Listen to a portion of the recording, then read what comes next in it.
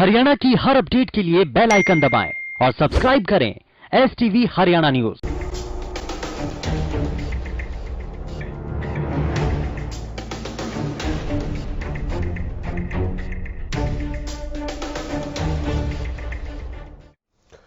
नमस्कार, स्वागत है आपका। मैं हूं गौरव कुमार पांडे। लॉकडाउन 4 के बाद अनलॉक 1 की तरफ देश बढ़ गया है। ऐसे में सवाल उठने लगा है कि लॉकडाउन से अनलॉक कितना आसान होगा और क्या कुछ चुनौतियां अनलॉक में सामने आएंगी। इसी मुद्दे पर मेहमानों के साथ करेंगे चर्चा, लेकिन उससे पहले हमारी इस रिपोर्ट पे देखिए कि अनलॉक 1 में क्या रियायतें दी गई हैं और क्या चुनौतियां सामने आ सकती हैं।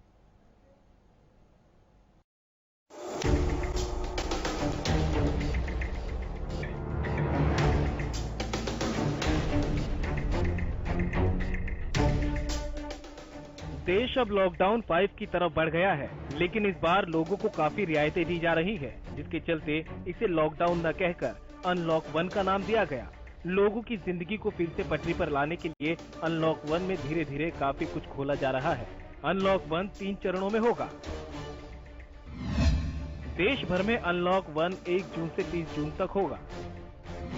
कंटेनमेंट जोन के बाहर चरणबद्ध तरीके से छूट दी जाएगी। कंटेनमेंट जोन के बाहर आर्थिक गतिविधियों में छूट होगी। होटल, औद्योगिक संस्थान 8 जून के बाद खोले जाएंगे। 8 जून से शर्तों के साथ धार्मिक स्थलों को खोलने की मंजूरी मिलेगी। 8 जून से शॉपिंग मॉल, सैलून और रेस्टोरेंट खुलेंगे। एक राज्य से दूसरे राज्य में जाने के लिए पास की जरूरत नहीं होगी। जुलाई में स्कूल कॉलेज खोलने पर राज्य सरकारें फैसला करेंगी। रात 9 बजे से सुबह 5 बजे तक कर्फ्यू जारी रहेगा। तो वहीं दिल्ली मेट्रो फिलहाल अभी नहीं चलेगी। विदेश यात्रा पर पाबंदी जारी रहेगी। अंतिम संस्कार में 20 लोग ही शामिल हो सकेंगे। दुकानों पर सिर्फ 5 लोग एक साथ सामान ले सकेंगे। सिनेमा हॉल, जिम और स्विमिंग पूल बंद रहेंगे। देखा जाए तो अनलॉक 1 में लोगों को काफी रियायतें दी जा रही है, लेकिन ऐसे में सवाल ये भी उठने लगता है कि देश अनलॉक 1 के लिए कितना तैयार है और क्या कुछ चुनौतियां खड़ी हो सकती है, क्योंकि ये तो साफ है कि जब सब कुछ ही खोल दिया जाएगा तो कोरोना के मामले भी बढ़ेंगे और सबसे बड़ी चुनौती बनकर सामने आएंगे। अर्थव्यवस्था को पटरी पर लाना भी एक बड़ी चुनौती होगी। प्रवासी मजदूरों को वापस लाना और उनके लिए रोजगार के साधन उपलब्ध कराना भी एक चुनौती होगी। फैक्ट्रियों में काम करने वाले जो प्रवासी मजदूर अपने घर चले गए हैं, फैक्ट्रियों में उनकी कमी को कैसे पूरा किया जाएगा, ये भी एक चुनौती भरा होगा। ऐसी कई चुनौतियां अब सामने खड़ी हो सकती हैं। हालांकि अभी और क्या कुछ ऐसी चुनौतियां हैं जो सामने आ सकती हैं, ये देखने वाली बात होगी। Bureau report, Haryana news.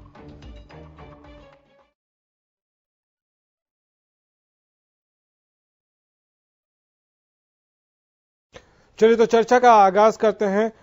Yogesh Kaushik ji राजनीतिक विश्लेषक के तौर पर हमारे साथ स्टूडियो में मौजूद हैं। योगेश जी, आप ही से शुरू करेंगे। एक बात बताइए, कितना आसान कितना मुश्किल आपको लग रहा है, क्योंकि आप देखिए जैसे ही लॉकडाउन 4 में राहत रियायतों की बात हुई वैसे ही बहुत तेजी से मामले बढ़े हैं कोरोना के। मैं अगर पर्सनली अपने विचार रखूं, हालांकि मैं स्पेशलिस्ट नहीं हूं, पर मुझे लगता है कि शायद अभी लॉकडाउन और बढ़ाया जाना चाहिए था।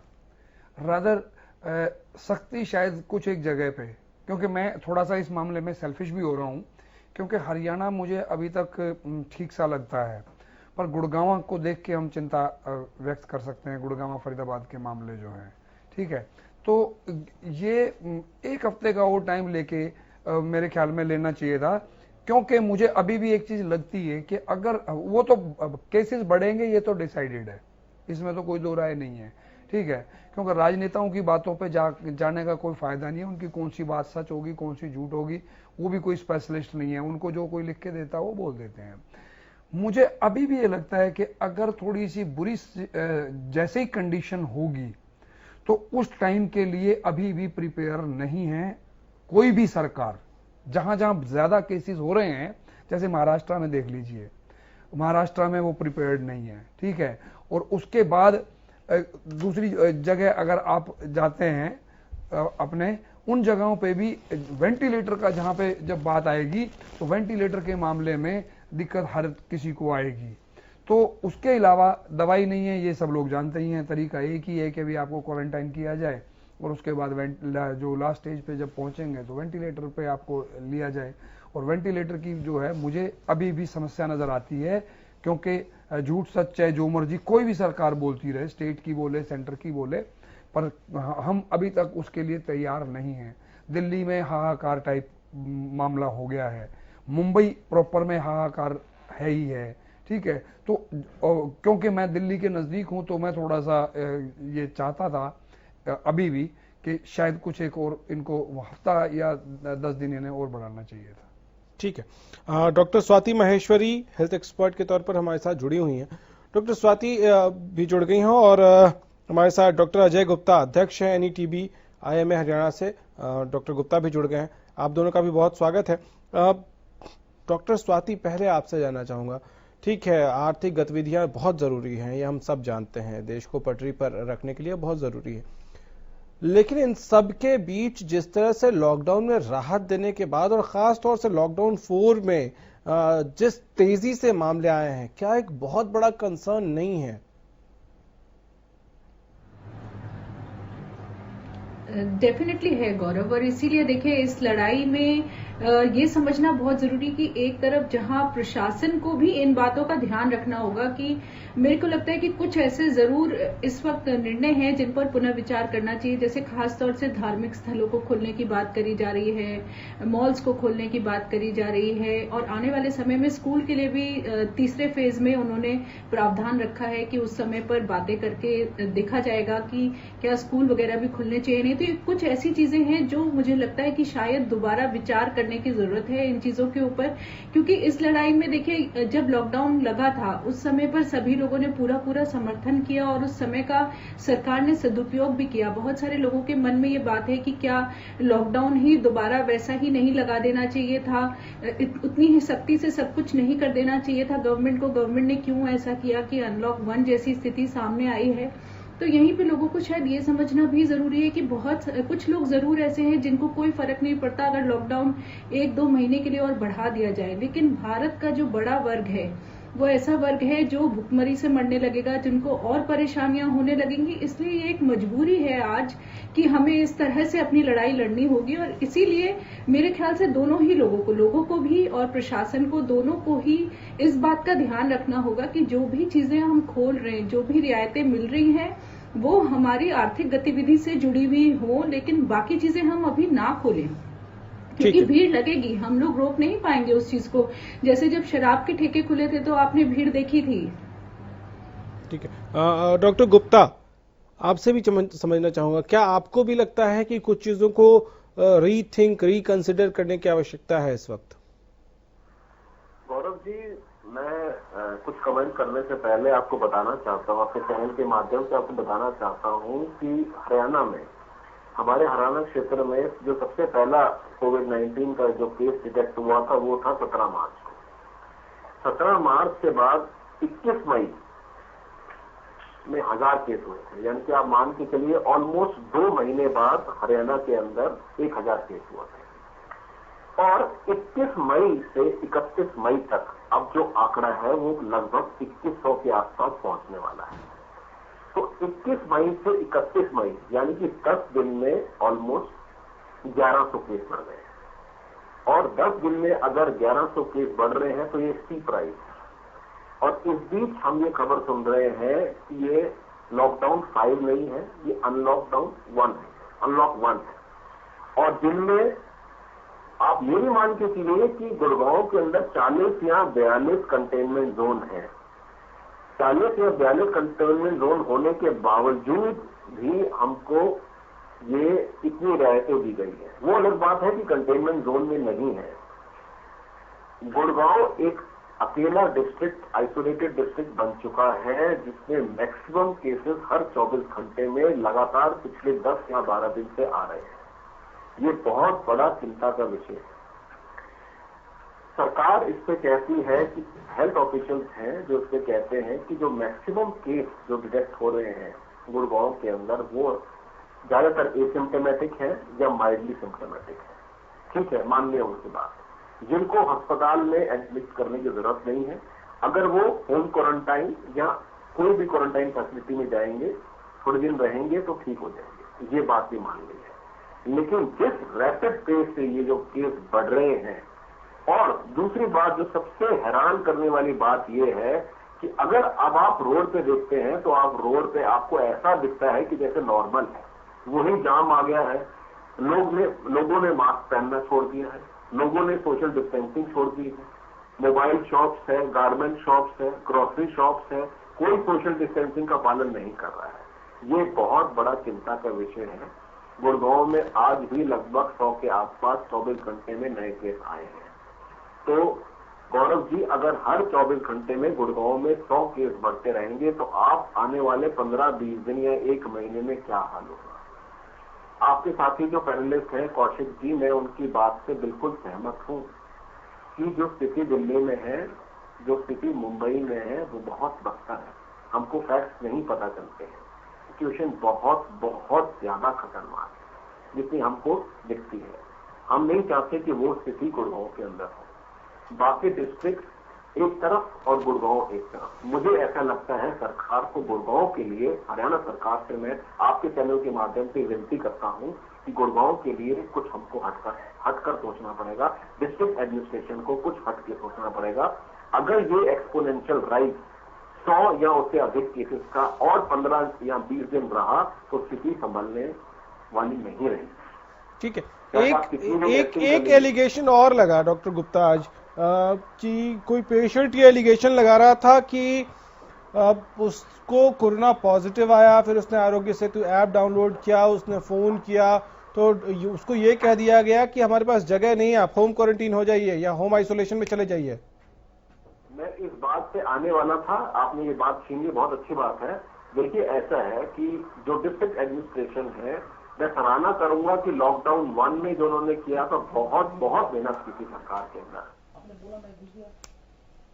जो बड़े हैं, थोड़ा सा मुझे ऐसा लग रहा है कि एडमिनिस्ट्रेशन पजल हो गया है। अभी जो लेटेस्ट सर्कुलर आया है एडमिनिस्ट्रेशन का, जिसमें कहा गया है कि प्राइवेट जितने भी सारे छोटे नर्सिंग होम है, प्राइवेट हॉस्पिटल्स हैं, वो कोविड-19 के पेशेंट्स को एडमिट करेंगे। आप मुझे बताइए कि कोविड-19 के पेशेंट्स को एडमिट करने के लिए हमको बेसिक फैसिलिटी चाहिए, जो क्या स्मॉल नर्सिंग होम, छोटे नर्सिंग होम में है।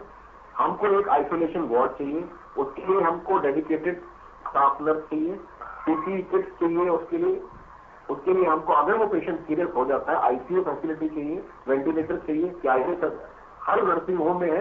नहीं।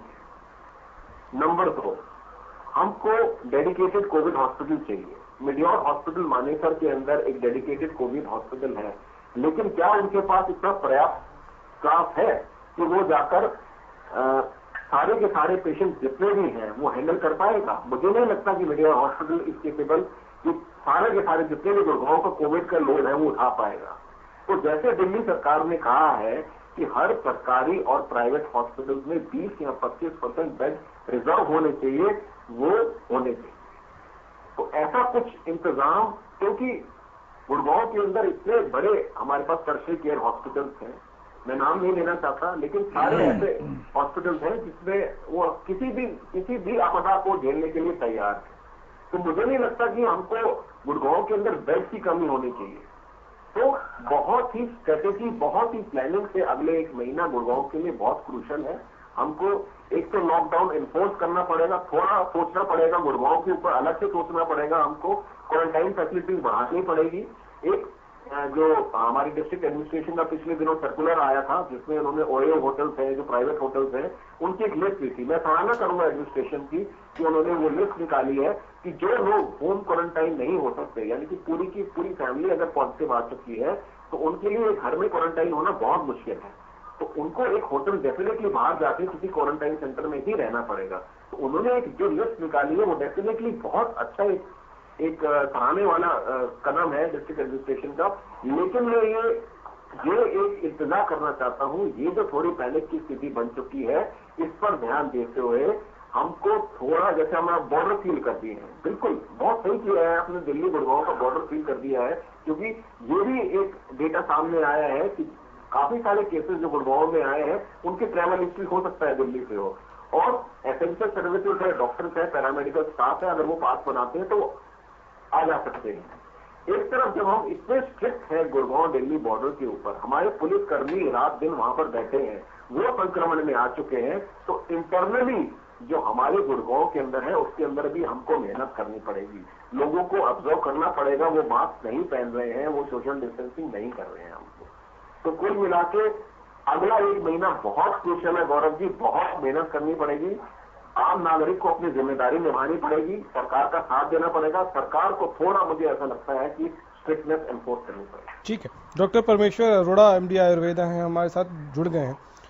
डॉक्टर साहब, जिस तेजी से गुड़गांव, फरीदाबाद, सोनीपत या पूरे हरियाणा में बात करें, खास तौर से गुरुग्राम की बात करें, जिस तेजी से आंकड़े इंक्रीज हुए हैं पिछले 3-4 दिनों में, क्या ये बहुत मेजर कंसर्न है, होना चाहिए प्रशासन के लिए? और क्या ये सोचने की जरूरत है कि जो स्ट्रिक्टनेस थी, ठीक है इकोनॉमिक गतिविधियां बहुत जरूरी हैं, आर्थिक गतिविधियां जरूरी हैं, लेकिन जो स्ट्रिक्टनेस थी कि सड़क पे कोई मास्क पहनकर नहीं निकलता था तो डंडा पड़ता था, या सड़क पे जो बिना मतलब का निकलता था उसको डंडा पड़ता था, उससे उठक बैठक कराई जाती थी, मतलब जो एक मैसेज देने की कोशिश थी, मैं आपकी बात समझ पा रहा हूं, वो क्या आपको लगता है फिर से जरूरी है? जी डेफिनेटली ये बहुत मैटर ऑफ कंसर्न है, इतने अधिक केसेस का बढ़ना, और कहीं ना कहीं एक मैसेज भी है कि आप जो है जब लॉकडाउन में थे तो आपके नंबर्स कम थे, जब आप बाहर निकले तो नंबर्स बढ़ना शुरू हो गए। तो कहने का मतलब है अभी still we are in pandemic. ये कोरोना, ये जो एहतियात बरतनी थी हमको, वो अब बढ़ाने का समय आ गया, अब वो घटाने का समय नहीं आया, अब उसको बढ़ाना है, सावधानी और अधिक लेनी है, क्योंकि हमारी मजबूरियों के चलते हम बाहर निकल रहे हैं। हम मजबूत नहीं हुए हैं, मजबूत केवल इसलिए हुए हैं अगर आप एक पढ़े लिखे समझदार इंसान अपने को मानते हैं, तो मजबूती केवल इतनी आई है कि हमारा सौभाग्य रहा कि हमने सही टाइम पे लॉकडाउन कर दिया। हमको एक तरह से 2 महीने इस बीमारी को समझने में मिल गए और इस बीमारी से बचने के आसान उपाय समझने में मिल गए। लेकिन अब जब आप आसान उपायों को भी नहीं करेंगे तो फिर भगवानी मालिक का गौरव कुछ नहीं हो सकता। अब मुझे लगता है, देखिए सरकार ने बहुत अच्छा काम किया, 2 महीने मीडिया ने, सरकार ने, डॉक्टर्स ने अपनी पूरी जिम्मेदारी निभाई। एक तरह से हर समय, हर 10 मिनट पर टीवी पे बताया गया कि कितना इंपॉर्टेंट है सोशल डिस्टेंसिंग, कितना इंपॉर्टेंट है मास्क वियरिंग, कितना इंपॉर्टेंट है हाइजीन, और किस तरह से आयुष मंत्रालय ने बोला कि आप काढ़े पीजिए, गर्म पानी पीजिए, आप हल्दी का दूध पीजिए, मुनक्का लीजिए, रसायन औषधियों का सेवन कीजिए। मुझे लगता है कि अगर हमारा देश समझदार है तो एक सफिशिएंट मैसेज जो है उन तक पहुंचाया जा चुका है। अब जिम्मेदारी समाज की बनती है। देखिए डंडे के बल पे गौरव, मुझे ऐसा नहीं लगता कि पुलिस कितनी सख्ती बरतेगी, कितने चालान काटेगी। मुझे लगता है कि अब इस तरह के मैसेजेस जाने चाहिए और समाज को बढ़कर के थोड़ी समझदारी दिखाते हुए अपनी जिम्मेदारी निभानी चाहिए, जिससे घर अपने भी बचाव हो और अपनों का भी बचाव हो। नहीं, ये सर सुनने में अच्छा लगता है, लेकिन योगेश जी हमारे यहाँ तो हेलमेट भी तब तक नहीं पहनते हैं जब तक चालान का डर नहीं होता है, सीट बेल्ट तब तक नहीं लगाते हैं जब तक सामने ये नहीं पता हो कि अगले नाके पे पुलिस रहती है। देखिए मैं प्रैक्टिकल बात करता हूं, आप बिल्कुल ठीक कह रहे हैं, हेलमेट नहीं लगाना, सीट बेल्ट नहीं बांधना, प्लस शराब पी के गाड़ी चलाना, जो हर किसी को पता होता है कि थोड़ा सा एरर से ही एक्सीडेंट होता है, और दारू पी के वो एरर आता ही आता है। ठीक है, नहीं मानते। अब मैं आता हूं अपनी असली बात पे, जो हम जिस पे मुद्दे पे मैं किसी कीमत पे नहीं मान सकता अब कि हिंदुस्तान के हर नागरिक को यह ना पता हो कि मुझे आज क्या करना है, क्योंकि ये जो 60 दिन है सरकार ने कुछ और काम किया हो ना किया हो, और मीडिया ने कुछ और काम किया हो ना किया हो, पर यह काम इतना बेहतर तरीके से किया है कि हर किसी को पता है कि मुझे क्या करना चाहिए और क्या नहीं करना चाहिए। अब मैं आता हूं तीसरी बात पे। वो बात यह है कि पहले एक बात कही गई थी कि जो लॉकडाउन आप लागू कर रहे हैं इसको बड़ी क्रूरता से लागू करना चाहिए आपको, और वो इतनी क्रूरता फिर भी नहीं दिखाई। हालांकि लोग जो है ना, बकवास करने वालों की कमी नहीं है कि जी देखो जी मुर्गा बना दिया जी, लठ मार दिए जी। मैं कह रहा हूं इससे आगे भी जाना चाहिए था शायद कुछ, क्योंकि आपने आप जो प्रूव करना चाहते थे वो नहीं कर पाए, आप ये नहीं समझा पाए उनको अभी भी। जब अब ये धीरे धीरे जो छूट दी, उस छूट का मतलब नहीं समझ पाए लोग, बेवकूफ हैं। मैं अब इसके अलावा और कुछ नहीं कह सकता। जब मुझे पता है कि मैं मरूंगा ये कर, अगर मैंने नहीं किया तो, और मैं नहीं कर रहा वो, तो मैं मरने के लिए तैयार हूं। अब सरकार इसमें कुछ नहीं कर सकती है। सरकार ने वैसे भी हाथ उठा दिए हैं कि भाई देखो, इसके लिए हमारे पास अभी कोई दवाई नहीं है, हम इतना कर सकते हैं, तुम्हारे लिए घर पे तुम्हें खाना दे दिया, खाना का इंतजाम कर सकते हैं, तुम्हारे अकाउंट में पैसे भेज दिए, पैसे भेज देते हैं। और अब हम अफोर्ड कर सकते थे। देखो, अब मैं थोड़ा सा पॉलिटिकल बात कर रहा हूं, ये लोगों की भी समझ में आ जाएगी।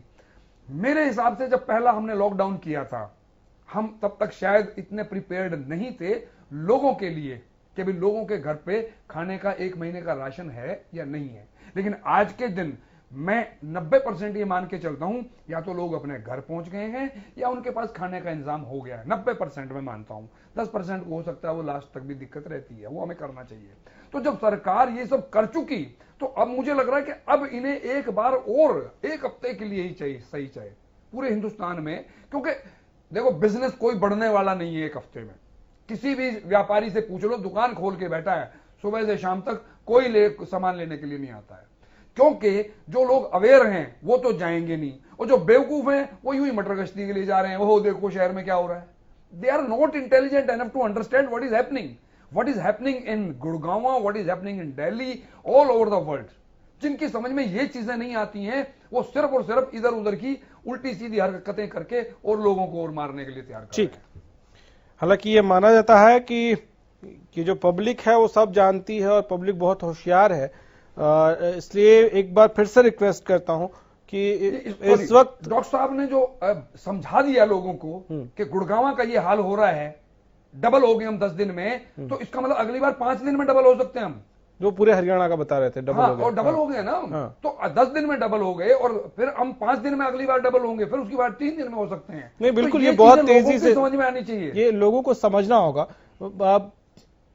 डॉक्टर गुप्ता, आपको लगता है कि लोग बेवकूफ नहीं है, बस वो इसको बहुत लाइटली अब भी ले रहे हैं कि उनको लग रहा है कोरोना चलो जो होना होगा हो ही जाएगा, या हमको कोरोना नहीं हो सकता। ये वाला जो एटीट्यूड है, ये जो अप्रोच है, ये ज्यादा परेशान कर रहा है। गौरव जी, एक थोड़ी हैरानी वाली बात है। 14-15 दिन पहले एक स्टेटमेंट आया था। अब कहां से आया था, किसने दिया था वो स्टेटमेंट, हम उस पर डिटेल्स में नहीं जाएंगे। वो स्टेटमेंट ये कहा था कि हमको अब कोरोना के साथ जीना है। इसका क्या मतलब है कि हमको कोरोना के साथ जीना है, हमको कोरोना के साथ लड़ना नहीं है, है ना। तो इसका मतलब ये है कि जितने भी लोगों जब ये स्टेटमेंट सुनते हैं, हिंदुस्तान का एक आम नागरिक जब ये स्टेटमेंट सुनता है कि हमको कोरोना के साथ जीना है, तो वो बहुत कैजुअल हो जाता है। कैजुअल इन द सेंस ये है कि वो मान के चलता है कि ये तो साल 6 महीने रहेगा ही रहेगा, और हो सकता है उसके बाद दोबारा आ जाए, तो ये तो रहेगी। तो जब ये बात आम आदमी अपने मन में ठान लेता है कि हमको कोरोना के साथ जीना है, तो वो कॉम्प्लिकेट हो जाता है। जब वो कॉम्प्लिकेट हो जाता है, तो जितने भी प्रिकॉशंस होते हैं, जितने भी डूज एंड डोंट्स होते हैं, उसकी फिक्र उसको नहीं रहती है कि भाई अब तो ठीक है, सबको हो सकता है। आपकी बात भी ठीक है, सबको हो भी सकता है, नहीं भी हो सकता है। क्या जरूरत है मास्क पहनने की, क्या जरूरत है सोशल डिस्टेंसिंग करने की। तो इंडिया के अंदर अगर हम थोड़ा ऐसा स्टेटमेंट लेते हैं कि हमको कोरोना के साथ जीना है, तो ये जो हिंदुस्तान की पॉपुलेशन है, हमारे जो हिंदुस्तान की पॉपुलेशन है, वो इतनी पढ़ी लिखी पॉपुलेशन नहीं है। नहीं, जो पढ़े लिखे लोग हैं उसमें भी हमारा जो अप्रोच है जिंदगी के लिए कि हम चीजों को ऐसे लगता है ठीक है यार देखी जाएगी, ये जो हमारा अप्रोच है पढ़े लिखे लोगों के अंदर भी है ये अप्रोच।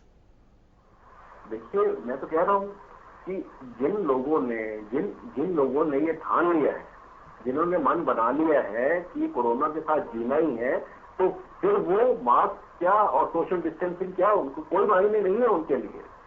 जिन्होंने ये सोच ही लिया है कि ये कोरोना है, ये कभी जाएगा ही नहीं, हिंदुस्तान से कभी जाएगा नहीं, या हमारे क्षेत्र में जाएगा नहीं, हमारे डिस्ट्रिक्ट से नहीं जाएगा, हमारे स्टेट से नहीं जाएगा, तो ठीक है, कभी मास्क पहन लिया नहीं पहन लिया, कभी सोशल डिस्टेंसिंग कर ली नहीं कर ली, और सब कुछ सरकार पे छोड़ दिया। नहीं, सरकार की रिस्पॉन्सिबिलिटी है।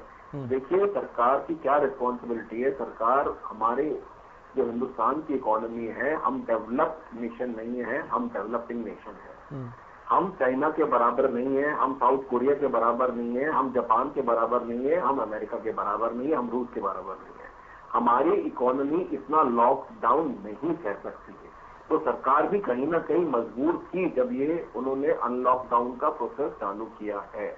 लेकिन हुआ क्या है कि जो हमारी पब्लिक है, अब उनको ये मौका है साबित करने का कि हमको सरकार का साथ देना है। अब वो चाहते हैं कि जितने भी छोटे या बड़े व्यापारी हैं जिनका काम 2 या 2.5 महीने से ठप पड़ा है उनको खोले। मसलन है 8 जून से अब उन्होंने कहा है कि मॉल खोले, ठीक है। अब हम समझ सकते हैं कि मॉल में जितने भी व्यापारी हैं जिनकी दुकानें हैं अब वो 2.5-3 महीने से बंद है, कितना उनको नुकसान हुआ है। मॉल के जो ओनर है उनको नुकसान हो सकता है, सिनेमा हॉल तो खैर बंद रहेंगे। लेकिन शायद हमको ये लगता है कि जो लोग हैं उनमें फिर से वो जागरूकता नहीं रही है। वो उनको लगता है कि जब सब कुछ खुल रहा है तो हो सकता है हम सब कुछ वैसा ही चलेगा, सब कुछ ठीक हो जाएगा। एसिम्टोमेटिक केसेस हैं, हो सकता है हमको हुआ हो, हम ठीक भी हो गए हो, और अगर होगा तो क्वारंटाइन हो जाएंगे। जो एक एटीट्यूड रहता है कि हम सब ठीक है, मतलब जो एक झूठा एटीट्यूड रहता है कि सब कुछ ठीक है, ऑल इज वेल बोलते रहो खुद को, ऑल इज वेल, और ये मत देखो कि सामने परेशानी कितनी बड़ी है। डॉक्टर परमेश्वर, आप शायद कुछ कमेंट करना चाहते हैं, उसके बाद एक ब्रेक लेंगे। मुझे लगता है कि अब टाइम आ चुका है, हम जो हमारा कैंपेन है इस कोरोना से लड़ाई में, वो थोड़ा सा चेंज होना चाहिए। हमें अपनी जो यथास्थिति है वो स्वीकारनी चाहिए। और मैं डॉक्टर अजय गुप्ता जी की बात से 100% सहमत हूं कि जो लोग उच्च पदों पर बैठे हैं, जिनकी बातें पूरे इंडिया में फैलती हैं, उन लोगों को इसमें बड़ा सचेत रहना चाहिए कोई भी स्टेटमेंट देने से पहले, क्योंकि लोग नेगेटिव स्टेटमेंट्स को बहुत जल्दी रीड करते हैं, बहुत जल्दी ग्रैस्प करते हैं। अगर आपको एहतियात बरतने के लिए कहेंगे तो वो आपको सुनाई नहीं देगा, लेकिन आपको कहेंगे कोई ऐसी बात नहीं है तो वो कोई ऐसी बात नहीं आपको जल्दी समझ में आ जाएगी। तो मुझे ऐसा लगता है अब कैंपेन ये होना चाहिए, जैसे हमने हर 10 मिनट पे ये कहा कि सोशल डिस्टेंसिंग, मास्किंग, ऐसे ही 10 मिनट पे आके बताना चाहिए कि भैया ये जो लॉकडाउन हम खोल रहे हैं, ये जो छूट मिल रही है, ये हमारी मजबूरी है, क्योंकि हमारे यहां भुखमरी हो सकती है, क्योंकि हम कहीं ना कहीं पिछड़ सकते हैं, और ऐसा पिछड़ जो हम बर्दाश्त नहीं कर पाएंगे। तो अब कैंपेन जो है वो ऐसी होनी चाहिए कि साहब ये मजबूरी है, मजबूती नहीं है, कोरोना इज स्टिल हेयर। और दूसरा, जैसे कि अभी हम कल चर्चा हमने की हरियाणा न्यूज पे कि शिक्षण संस्थाएं खोलने की बात आ रही है। सर, आपको माफी के साथ रोक रहा हूं, आपके पास लौट के आऊंगा ब्रेक के बाद। उससे पहले स्वाति जी, क्योंकि हमारे साथ ब्रेक तक ही है, इसलिए स्वाति जी आपसे ये जानना चाहूंगा, क्या आपको लगता है कि गुरुग्राम के लिए खास तौर से कुछ स्पेसिफिक और टफ डिसीजंस लेने का टाइम है इस वक्त? जिस तेजी से बढ़ा आंकड़ा, आप देखिए कल भी 150 प्लस था, आज भी 97 केसेस अब तक आ चुके हैं, उससे पहले 64, उसके पहले, तो ये लगातार बढ़ रहा है ग्राफ।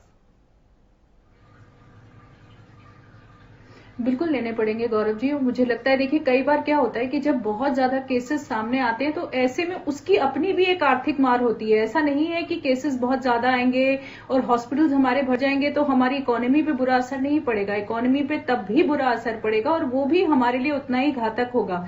इसलिए कड़े कदम उठाना बहुत जरूरी होगा। और कहीं ना कहीं मुझे लगता है कि ये जो स्टेप है, इसका नाम जो अनलॉक रखा है, मुझे लगता है कि शायद ये अभी भी इनको पुनर्विचार करना चाहिए इसके ऊपर, क्योंकि जब आप अनलॉक बोल देते हैं तो लोगों के मन में यह धारणा आ जाती है कि अब सब कुछ खुल रहा है, अब हम बिल्कुल नॉर्मल की तरफ जा रहे हैं और अब शायद वो खतरा नहीं रहा। तो मुझे लगता है लोगों को कहीं ना कहीं दोबारा ये जताना जरूरी है कि खतरा अभी भी वहीं का वहीं है, बल्कि बढ़ रहा है और अब आपको और भी सोच समझ के बाहर निकलना है। तो एक वो मैसेज लोगों तक जाना जरूरी है। मुझे लग रहा है कहीं ना कहीं अब उल्टा मैसेज जा रहा है, जहां लोग यही सोच रहे हैं कि अब सब कुछ खुल रहा है, अब सब ठीक हो रहा है और अब हम लोग जो भी करना चाहते हैं वो कर सकते हैं। तो कहीं ना कहीं इसके लिए मुझे लगता है जरूर कुछ करने की जरूरत होगी। ठीक है, एक आखिरी सवाल का और जवाब दे दीजिए। आपको लगता है कि जब प्रशासन ये सजेस्ट करता है कि ठीक है आप एसिम्प्टोमेटिक है या माइल्ड सिम्प्टोमेटिक है, आप घर में ही आइसोलेशन कर लीजिए, क्या ये हिंदुस्तान जैसे माहौल में पॉसिबल है?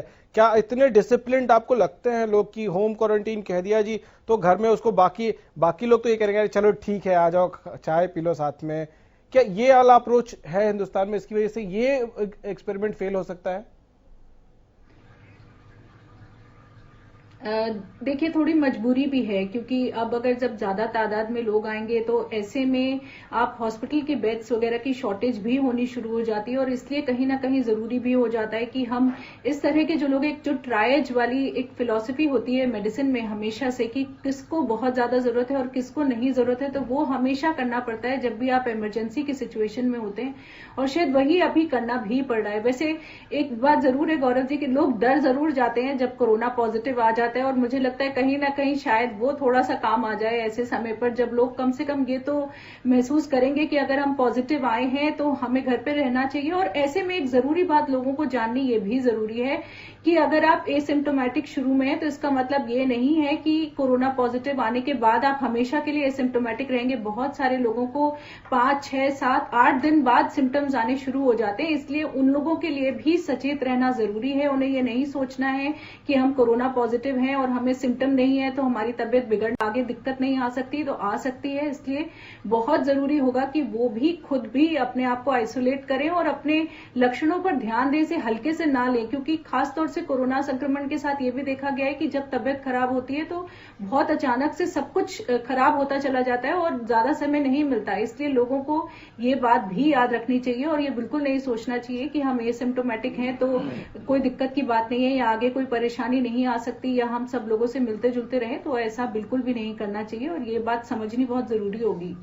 ठीक है डॉक्टर स्वाति, बहुत शुक्रिया आपका हमारे साथ जुड़ने के लिए। बहुत छोटा सा ब्रेक लेंगे, ब्रेक के उस पर इस चर्चा को आगे बढ़ाएंगे कि क्या गुरुग्राम के लिए स्पेसिफिकली या हरियाणा को अपने उन जिलों के लिए स्पेसिफिकली कुछ कठोर कदम उठाने पड़ेंगे, कुछ अलग से सोचना होगा कि गुरुग्राम मुंबई ना बन जाए, गुरुग्राम दिल्ली ना बन जाए। उससे पहले ही कुछ तो ऐसा करना पड़ेगा जिससे हम गुरुग्राम को मुंबई या दिल्ली बनने से रोक सकें। बहुत छोटा सा ब्रेक।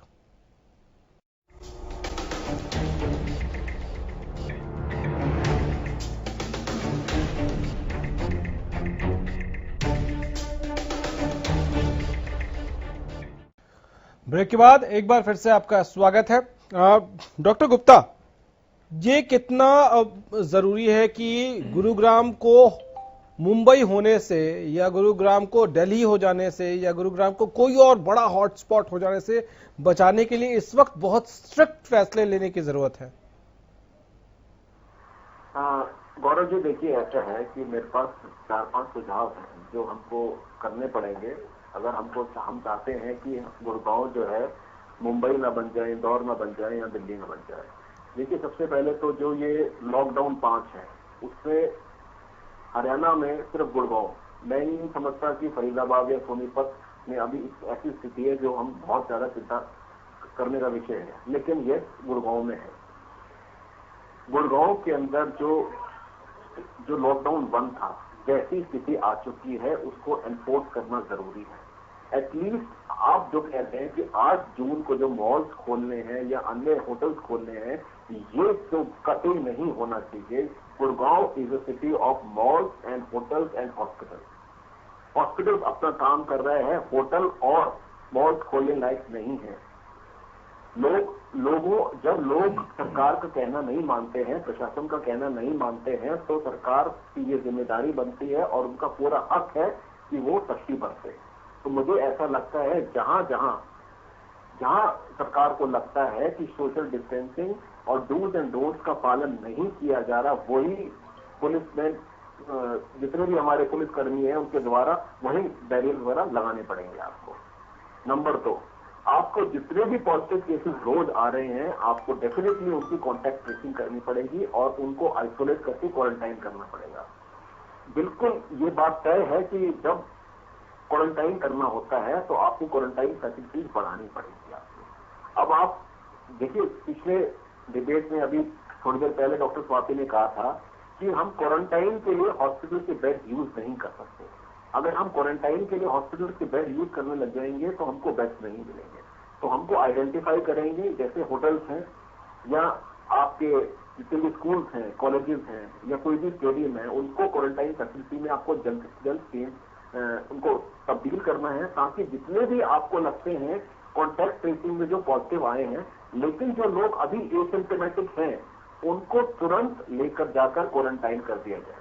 सरकार उस पर ध्यान दे। अगर हम ये सोचेंगे कि आप होम क्वारंटाइन कर लो और जो आम पब्लिक है वो सोशल डिस्टेंसिंग का पालन कर लेगी, तो ये मेरी समझ से बाहर है, ये नहीं हो पाएगा। नंबर 3, कोविड डेडिकेटेड हॉस्पिटल है मेडियोर हॉस्पिटल। अकेले मेडियोर हॉस्पिटल गुड़गांव का भार नहीं संभाल सकता।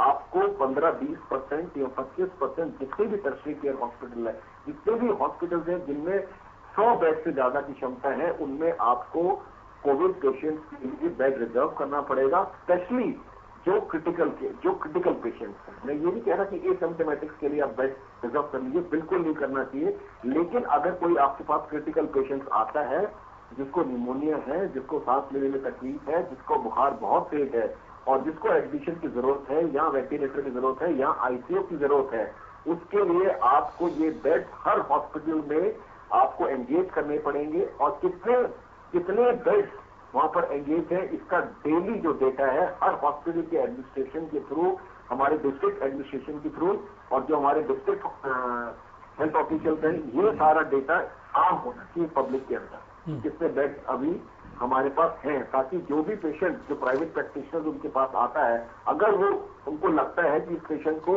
एडमिट किया जा सकता है तो उनको कहाँ देखना है।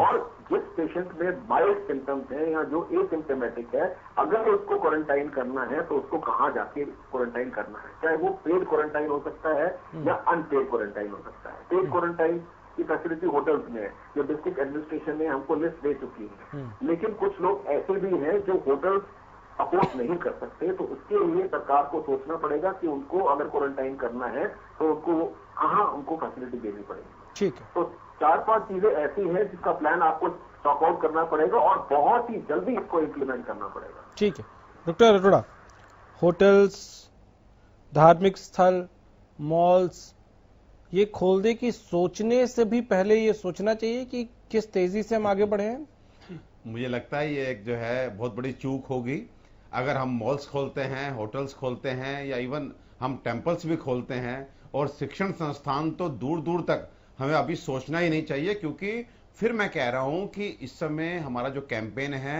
वो चेंज हो जाना चाहिए।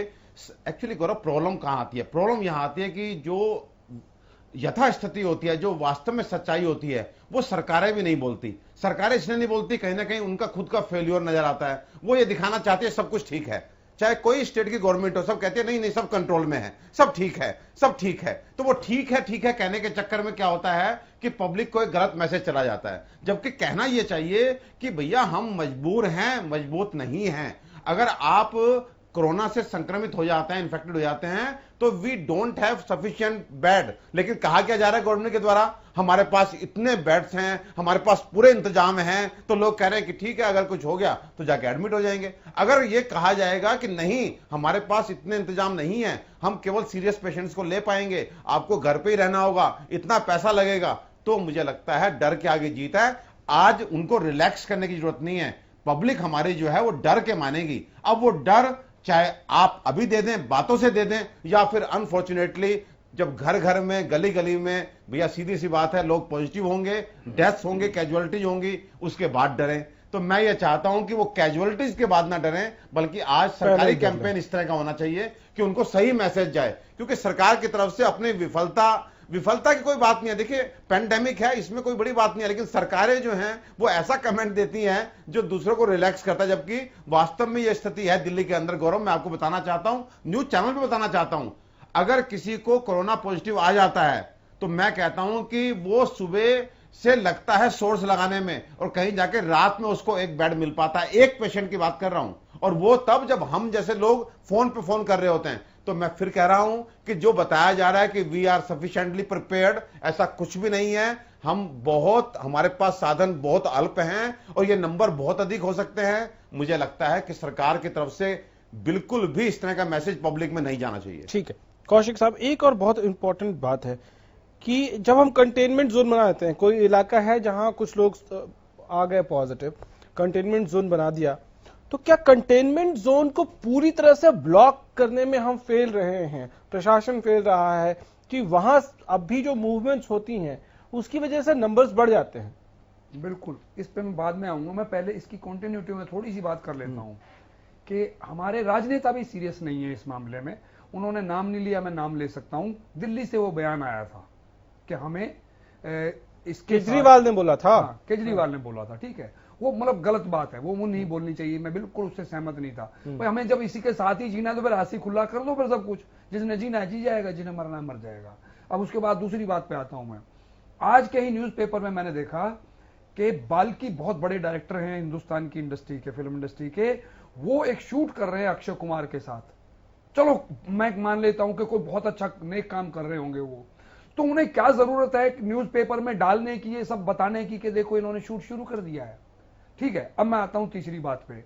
आने से पहले मैं अमित शाह जी का इंटरव्यू सुन के आ रहा हूं। वो कोरोना पे लोगों को जागरूक ना करके अपने 1 साल की उपलब्धियां बता रहे हैं।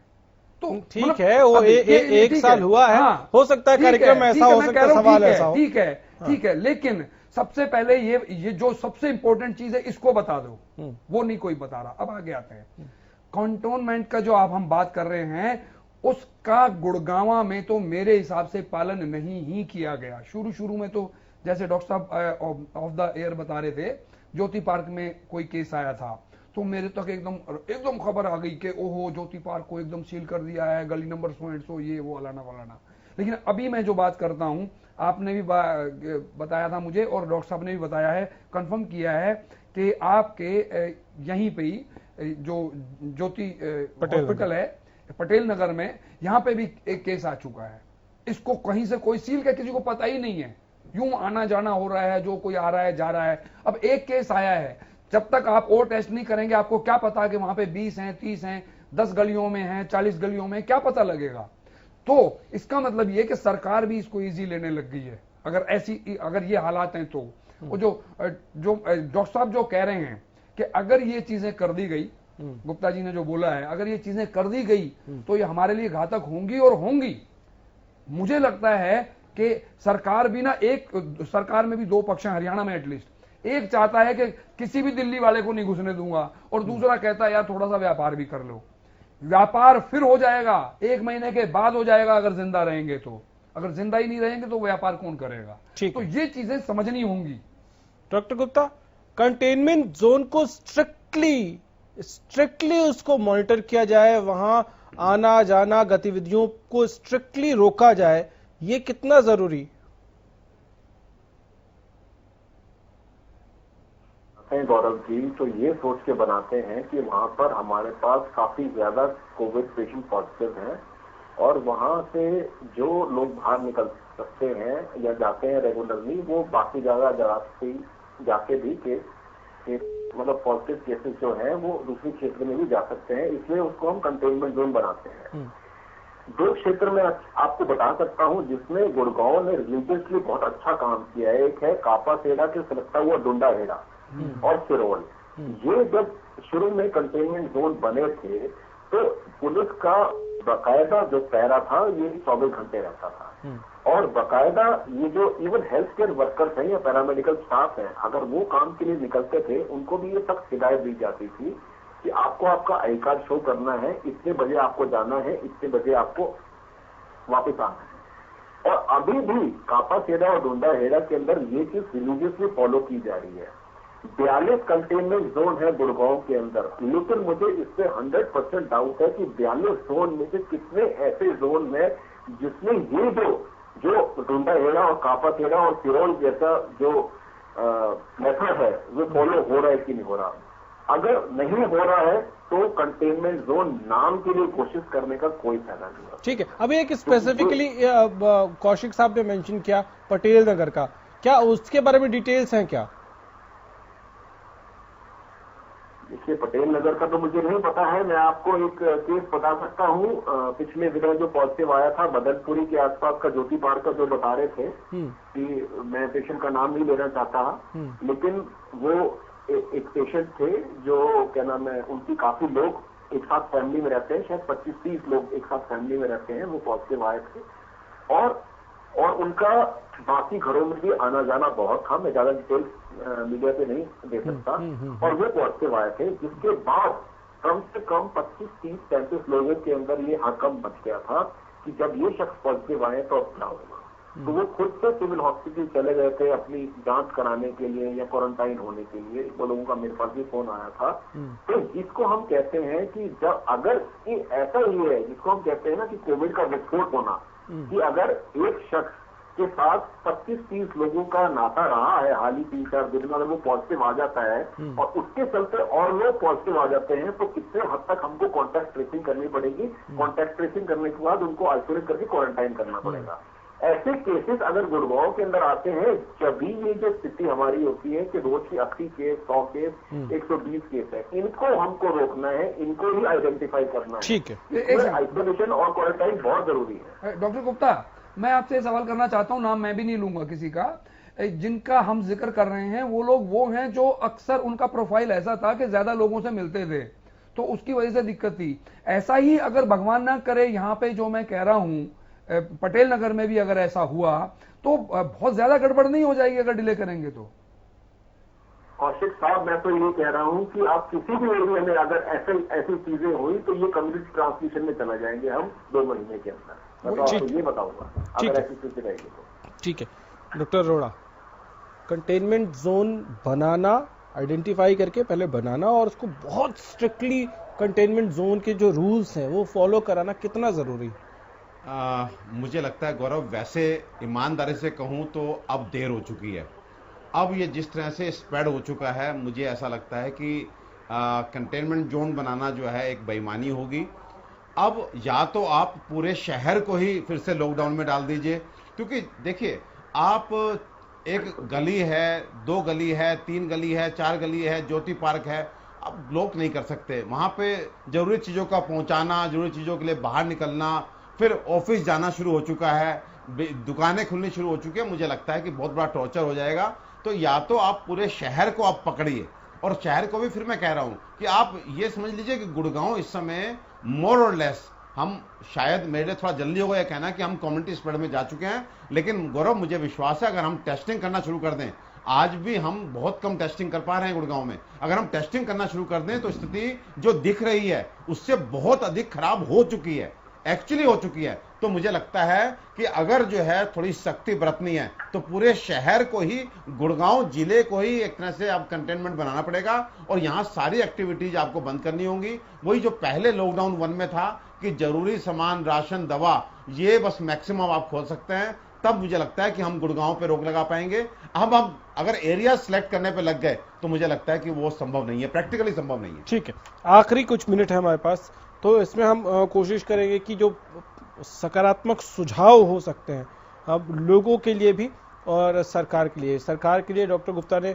प्रशासन के लिए बहुत सारे सुझाव दिए हैं, लोगों के लिए सुझाव मैं चाहता हूं डॉक्टर अरोड़ा आप। देखिए, सबसे पहले मैं कहता हूं कि 10 चीजें मैं आज भी पब्लिक के बीच में जाकर के अपने सोशल डिस्टेंसिंग को मेंटेन करके, मास्क लगा करके, सारे एहतियात बरत करके मैं लोगों के बीच जाकर के उनको समझाने की कोशिश कर रहा हूं और 10 पॉइंट उनको बताता हूं।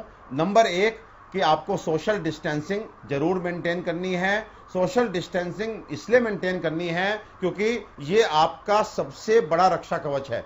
आप लोगों से जितना दूरी बना के रखें। डॉक्टर जी। नंबर 2, आपने मास्क को ये मान के चलना है कि ये छोटा सा कपड़े का टुकड़ा नहीं है, बल्कि ये आपके लिए प्राण रक्षक सिद्ध हो सकता है। तीसरा, जो लोग बाहर जा रहे हैं वो घर में जाने के बाद अपने हाइजीन पे बहुत विशेष ध्यान दें। नंबर 4, आप दिन में 2 बार गर्म पानी का सेवन जरूर करें। नंबर 5, आपको लौंग, काली मिर्च या आपको अजवाइन ये दिन में 2 बार जरूर चूसनी है। फिर आपको नमक और हल्दी मिले पानी से गरारे जरूर करने हैं। आप नमक और हल्दी के पानी के भाप आपको जरूर लेनी है। आपको काढ़ा जो आयुष मंत्रालय ने बोला है उसको दिन में 2 बार जरूर सेवन करना है। और लास्ट में हमेशा ध्यान रखिए, अगर आपके घर में कोई घटित हो गया उसके बाद रोने से कुछ नहीं होगा। आज थोड़ी सी आसान ये सावधानी आप बरतते हैं तो फिर हम कहना चाहते हैं, आपको पॉजिटिव करना चाहते हैं कि कोरोना आपको इन्फेक्ट नहीं कर पाएगा। ठीक है, कौशिक जी आपसे जानना चाहूंगा कि सरकार को क्या गुरुग्राम के लिए अलग से प्लान करने की जरूरत है ताकि ये मुंबई ना बन जाए? 100% गुड़गांव के लिए, क्योंकि अल्टीमेटली जो ऑर्डर ऊपर से आए हैं, सरकार ने जो ऑर्डर दिए हैं उन्होंने यही कहा है कि स्टेट वाइज अपना, एंड स्टेट ने क्या कह दिया है कि डिस्ट्रिक्ट वाइज हम कर सकते हैं। तो गुड़गांव का तो मेरा अटूट मानना है कि गुड़गांव को अगर सेफ रखना है इन्हें, तो गुड़गांव को इमीडिएटली इन्हें ब्लॉक कर देना चाहिए। Number 1 part. नंबर 2, मैं फिर कह रहा हूं, घर में अगर आपको कोई काम नहीं है तो प्लीज घर से मत निकलो। सोशल डिस्टेंसिंग और ये बातें तो ना, एक बार घर से निकल गए तो मुझे नहीं लगता कि ऐसे शहर में या ऐसी भीड़ में आप वो मेंटेन कर पाएंगे, क्योंकि उसके बाद की सारी सीमाएं टूट जाएंगी। तो मैं कह रहा हूं घर पे ही रहो, कुछ नहीं फर्क पड़ता 1 महीने में। और और 1 महीने में मुझे लगता है सब कुछ क्लियर हो जाएगा। सरकार हमारी बात अगर सुन रही है तो शायद गुड़गांव के लिए स्पेशल कुछ ना कुछ सोच लेगी।